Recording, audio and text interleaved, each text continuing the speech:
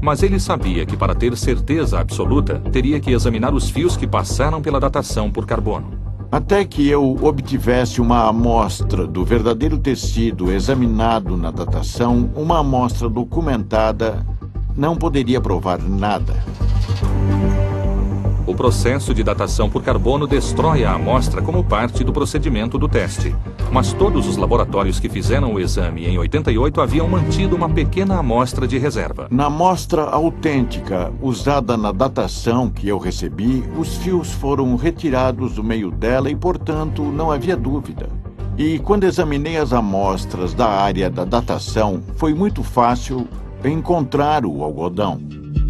Rogers estava agora convencido de que Sue e Joe tinham razão. Inclusive, ele encontrou outros indícios que eles deixaram passar, provando que o sudário havia sido remendado com fibras de algodão exatamente no local onde foram coletadas as amostras para a datação. Se você olhar uma área onde o segmento de fio do sudário original foi entrelaçado na parte nova e retecida, o entrelaçamento mostra claramente o fio novo que foi colocado e tingido para igualar. A única coisa tingida ou manchada no sudário é a área da datação. Portanto, a minha hipótese no momento é que isto foi feito de propósito para enganar os olhos. Rogers também voltou aos experimentos do PPST de 1978 para verificar se os laboratórios poderiam ter deixado passar algum detalhe. Quando analisamos novamente as fotos ultravioleta, havia uma área muito mais escura, sem tanta fluorescência, e que é exatamente a área em torno da amostra de raiz e de onde foram retiradas as amostras para datação. Se eles tivessem olhado as fotografias e estudado as informações que tínhamos em 1978, teriam visto que aquele era o pior lugar para se colher uma amostra. Se alguém tivesse prestado atenção nas minhas fotos de 78 e em outros dados que reunimos, com certeza teria escolhido uma outra área.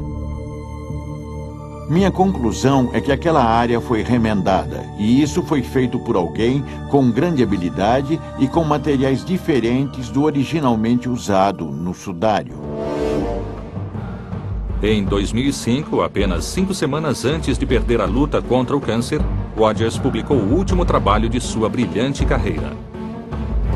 Ele não questionou o método científico dos laboratórios que fizeram a datação. Inclusive, acreditava que eles foram precisos, mas apenas com a parte danificada do sudário. Em sua opinião, os resultados nada revelavam sobre a verdadeira idade do corpo principal da peça. No entanto, para sua grande frustração, ele descobriu também que uma nova datação por carbono poderia agora ser impossível.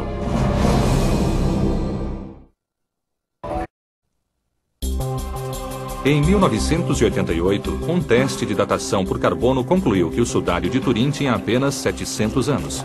Ele foi descartado como uma falsificação. Mas e se essa conclusão estivesse errada? E se, como Sue Benford e Joe Marino argumentam, a datação houvesse sido contaminada pela presença de fibras da época medieval? Se eles estiverem certos, então o sudário de Turim pode ser exatamente o que acreditam os fiéis. Não acredito em milagres. Não mesmo.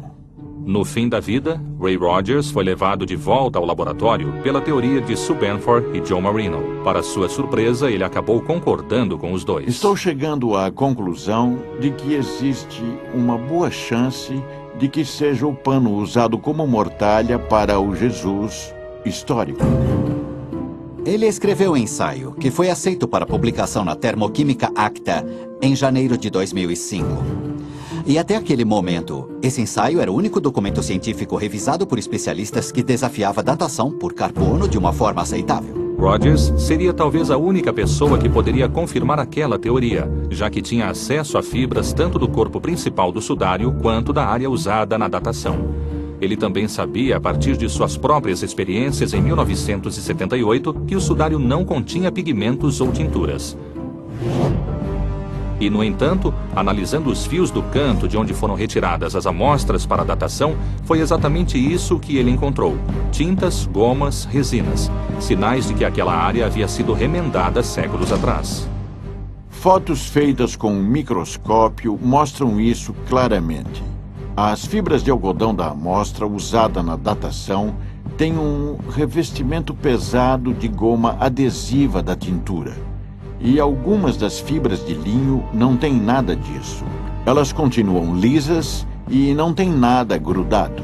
Este é o ponto crucial. O linho é muito difícil de tingir e ele envelhece com o tempo, fica mais escuro. Para combinar uma área retecida com a cor original, você teria que usar algodão e tingir esse algodão. Ray encontrou ceras naquelas amostras, o que para ele indicava que os fios seriam do chamado processo de retecelagem invisível. Mas Rogers sabia que suas descobertas teriam de ser testadas com equipamentos muito mais avançados do que os que tinha no seu laboratório em casa. Recebi uma incumbência de um homem à beira da morte. E eu quis terminar o que ele esperava. Bob Villarreal foi colega de Rogers no Laboratório Nacional de Los Alamos. Antes de morrer, Rogers pediu ao amigo que confirmasse de forma independente suas descobertas. Para ele foi uma corrida contra o tempo, porque sabia que estava morrendo. Ele queria saber se aquele canto do sudário tinha a mesma composição, fosse fibra de linho ou de algodão. Se fosse de algodão, não seria igual ao restante do sudário.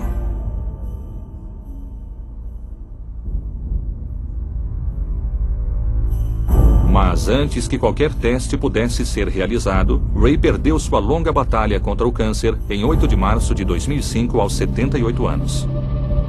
Após a morte de Rogers, Villarreal decidiu que confirmaria as descobertas do amigo. Ele enviou as fibras que Ray havia lhe dado a um colega no laboratório de Los Alamos. Logo de cara, algo extraordinário aconteceu. Ele me ligou dizendo: o fio que eu ia analisar se partiu em 2 pedaços. Será que Deus vai ficar zangado? Ele verificou que o fio eram 2 fibras entrelaçadas, exatamente como Sue e Joe haviam previsto. Mas o mais importante era o que mantinha as 2 unidas: uma goma usada há séculos para fixar as tinturas. Essa descoberta foi uma revelação. A confirmação independente de que aquele pedaço do sudário havia sido tingido. Como Ray Rogers havia verificado muito antes que não havia tinturas no corpo principal do sudário, ficou evidente que as amostras usadas na datação haviam sido retiradas de uma área anômala. O canto danificado era diferente do restante. Eles vieram e zip, tiraram sem ninguém ver o pior pedaço possível. As pessoas que certificaram a amostra até hoje estão tentando convencer as pessoas de que todo mundo está errado menos eles e de que as amostras são válidas. Nos seus últimos meses de vida, Rogers tornou-se um ardente defensor de uma nova prova de datação. Mas, infelizmente, ele acreditava que isso não seria mais possível. Porque mesmo que a velha questão de acesso ao material fosse resolvida, havia um problema muito maior: o modo como o sudário de Turim foi preservado. Ray Rogers comentou o fato de que a caixa onde o sudário foi guardado, o relicário, foi tratada com timol, um antisséptico que mata qualquer coisa viva. Bichos, bactérias, tudo.